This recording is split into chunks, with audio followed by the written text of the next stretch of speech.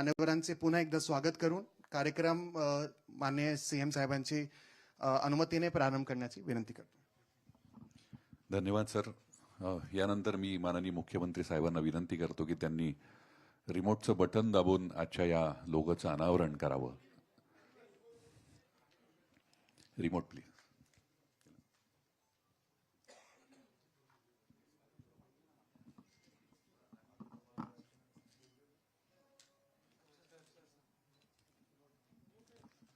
मला वाटतं सर मी माईक तुम्हाला देतो, तुम्ही बोललात तरी रिमोट।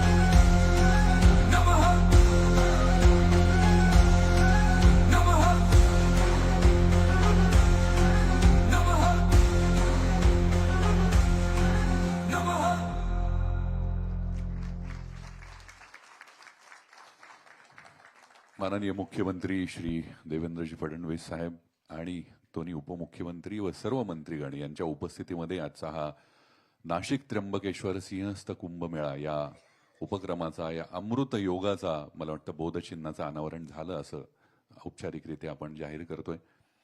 मी आमच्या सर्व प्रतिनिधींना विनंती करतो की प्रत्येकाच्या हातामध्ये आपण या लोगोची प्रतिकृती देऊया आणि त्याचं फिजिकल अनावरण सुद्धा आपण आता या ठिकाणी करतोय।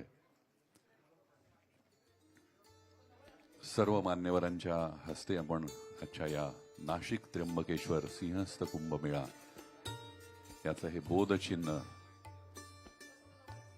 ह्याचं अनावरण आपण करीत आहोत। सर्व मान्यवरांना विनंती आहे की त्यांनी फोटोसाठी थोडंसं जवळ यावं।